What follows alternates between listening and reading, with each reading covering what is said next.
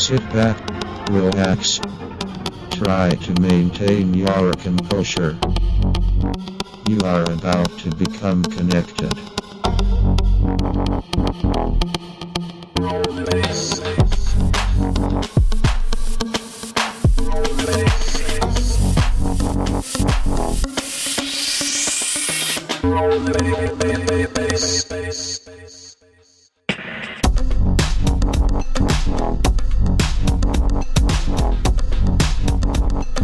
Okay, welcome to the Connect podcast. This is episode 8. We've made it so far. We've made it, and we're doing really well. So we all agree. We're here with a very special guest in the name of Michael Dockery.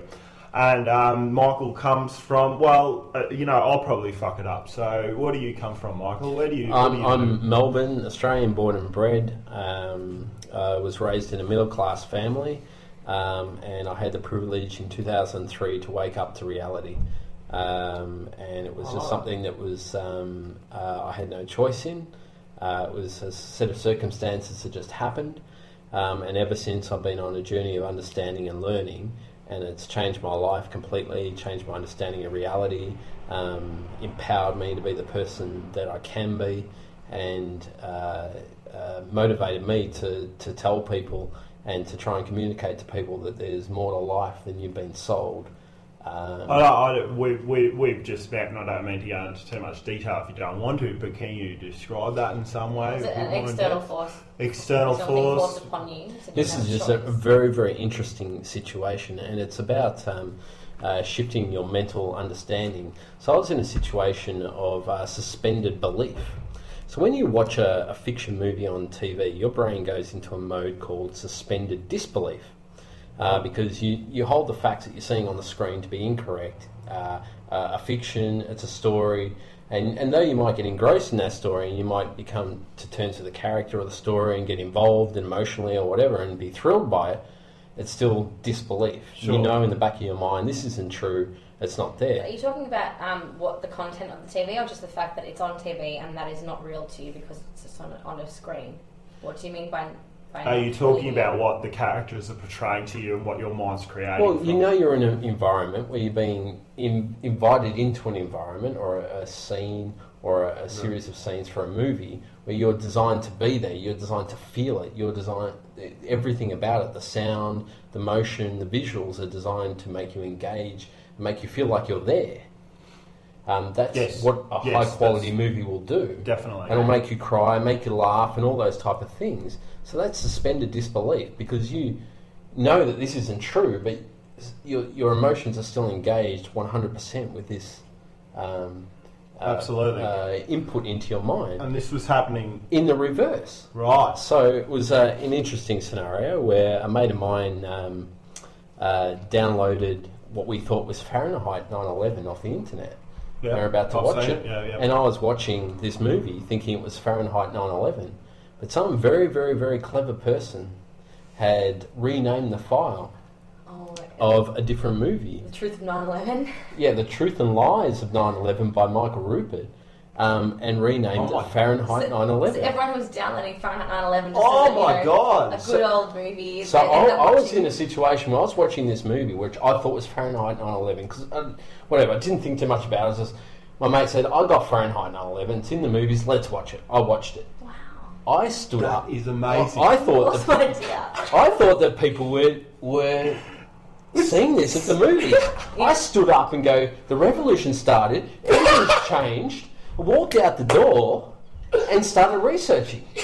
Hang on, and you're talking about the fact that the conspiracy of 9/11 was presented to you in the form of a fictional movie. And that's what you thought it was, but then you opened your eyes to the conspiracy of 9/11. That's what you saw, yeah? The conspiracy fundamentally, of 9/11. that's exactly what happened. And you saw that is an amazing opportunity to have. You know, I think that with is fresh eyes, seeing 9/11 conspiracy theory. Thank you to whoever did that. Thank you times 10. You've changed my life. You've changed the life of many people. Yes. You're a hero, an unsung hero. Yeah. And that is unbelievable. So yeah, I can just imagine what you would have been looking at, because for everyone who doesn't know out there, Fahrenheit 9/11 was a drama Hollywood drama, which goes in hindsight, it had a lot of indications of the real problems, and you could go back on that and say, hang on, these guys touched on the surface of so many things that now later I have come to research and come to know and come to fully understand, and I look back on that movie and go, that was propaganda designed to quell people and to dumb them down. Movie, but because of the mental state that I was in when I saw another movie by the supposed same name, and so and that other movie 9/11 by Michael Rupert, I have seen it, and that is it just touches on. He's a detective. He's from Los Angeles. He went through it like it was a case, and he was presenting it to the jury. And you know what? I was the jury. I convicted. And he's guilty. He's guilty. Guilty as charged. I stood up and said, the revolution's on. This is it. Walked out the door and said, everything's going to change. That is a wake-up moment. That's incredible. Moment. What an opportunity. Oh, my God. But so did that drive you mad when you saw that and you thought, what the fuck is everyone else doing and not understanding this and not doing something about it? That's a really, really challenging thing. It's an ongoing problem. We've started with the cherry, haven't we? We've started with the cherry on top of the cake. Well, I would describe it, and others have described it, as the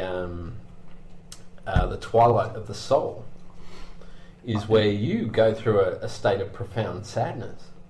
Yeah, we've discussed the periods of when you do have the wake up, the stages you go through, sort of grieving over it, not disbelief, and then it's sadness. It's the 7 stages of grief, because you go through, the sadness, then the disbelief, then the anger, then the and you go through all these. When you wake up to the reality of the way that the world is run, you sort of like, holy shit. And then even still to these days, like depending on how deep you're into it and that, sometimes you go, I wonder if it's all bullshit. Well, there's a point where you get beyond that, but to clarify, it's called the dark night of the soul. And it's a horrible point when you realise that something's wrong and you're hitting the fire alarm. You just hit the alarms. It's like, and you go out there and you go out to people and go, wake up! Oh my God! This is happening! We got to do this! Blah blah blah! And they're looking at you like you have just landed from the planet Pop-Tart, and you look like a green alien with little yellow things. Yes, sir. Yes. And that is just as hard, because then you've got this double. Hang on, they're normal, but I'm crazy. But hang on, they're crazy, and there's self-doubt, and there's all those things. And because the things that you've come to believe in the wake-up thing are so outrageous anyway, and so different to what you previously believed, having those people doubt you so much when you come out with it just makes you really just question it all over again. Which is a profound moment. Absolutely. And you say, well, I have to check myself here. Definitely. You work harder. You research more. Definitely. You read more. You talk to more people. You double check. You triple check. You quadruple check. You're sitting there. You start to really harness your critical mind, which is already available to you, where you start to. You have to know more. You have to think more. You have to go deeper. You have to. If one person's saying something and another person's saying the opposite. One person is lying, or they're both lying. Yes. You need to go through the process. You need to have the faith in yourself that you have the critical thinking ability to sort out a fact from a fiction. And it might take you a fair bit of work, because you've got to trawl through a lot of data. A lot of shit. And a lot of different opinions. And then there's your personal experience in your life, which is a very profound thing to lean on. And you have to lean on that. You have to give that credit. You have to. Because there's nothing like individual experience to be able to prove something to yourself. Yes, Because it's like you just see these fantastic claims out here, out there, but when you see it with your own eyes, or you experience it, it just becomes okay. Well, this is reality, and I can see that. And that's when the awakening starts. So it's like it's educating yourself, and then the critical mind happens. And once you're you can bring up to a level of certain understanding versus awareness, you can start to see through things. Yeah. And that's then why the pieces start to. That's right. to fill. That's why I think documentaries are so important and visually important, because when you start to put together words with visuals of pollution or visuals of such as 9/11, the planes in slow motion, all this sort of stuff, then you can read whatever you like, in different points. And I'm not saying that that's in any way that's a negative thing, but documentaries do certainly pull a heartstring. Well, I think, they put some nice atmospheric music over it and that sort of thing. But when you read the facts and you understand the facts, then you watch the documentary and you understand, and then you now have sort of a visual, residual image in the back of your head of actually the world around you and what's happening. Yeah, I understand that. Yeah, it's good that documentaries can, tie it into your emotions and get you emotionally invested and try and relate it to your environment. And that's why they're often so successful in making people see a different point of view. But I think that's also, it's one of its downfalls in people pointing them out as just another form of propaganda on the other side of the extremes view. Yeah. And I think that, sometimes we get to the point where we're over watching those documentaries that are really emotional, atmospheric music, this and that. Just give me the facts, because I'm now at the point where I no longer need to be drawn into the issue. I am personally involved. I understand this is my world. I get that it's happening. Now I just want the facts, because don't sugarcoat it for me, because then I'm at risk of being unnecessarily desensitized, emotionally involved in that point, just because you put it behind a fucking cat's face, and I like cats, It's certainly an interesting point. So I guess we're the organisation that currently I'm an organiser of, but it's a distributed organisation, and it's around Truth Cinema Melbourne, and it's about showing documentaries of all different stripes and flavours and concepts and ideas. But more than about the content of the film itself, because I've actually got a list here of all the different movies we've shown through the year, and it was interesting for me to actually print out this list and reflect on it, because it's an incredible list of movies and information. Is it kind of also like a schedule of your development as a group as well, or is it not really? It does not reflect that at all. Yeah. But what it shows is the broad range of subjects that get touched. And I remember I actually was flicking through this list here, and I went to one that a movie that we showed in June, and I guess I've got to get the name of it right, but it was Blue Gold on June 25. Blue Gold. It's about water.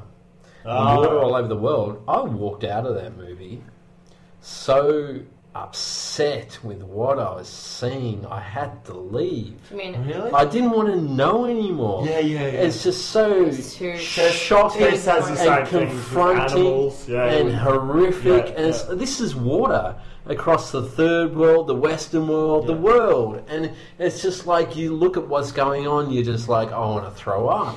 I don't. And I know, and for me, where I come from, it's like conceptually I know about all these things, and the thing is with true cinema, with documentaries, you tend to go into the detail on these subjects, and the detail, the devil is in the detail, and it's shocking. Yeah. It's shocking. And I mean, we've shown movies on fracking, and that'll show how they're running after the natural gas, and they claim it's environmentally friendly for this carbon greenhouse, anthropogenic global warming type scenario. But they're poisoning the water. The water, in the ground, and the rivers. Like we're talking about maniacs here. And this is the reality. Is when what do you mean? Do you know how fracking works? Do you know I how? don't know what fracking is. Do you know? Can you explain it? I can explain it. Essentially, you've got the substratas of the ground. You've got all different levels of soils and rocks and things like that. And as you know, there's oil in some areas, but there's also natural gas. And natural gas is actually quite well split up. There's quite a bit of it. So what they do with fracking is they pump a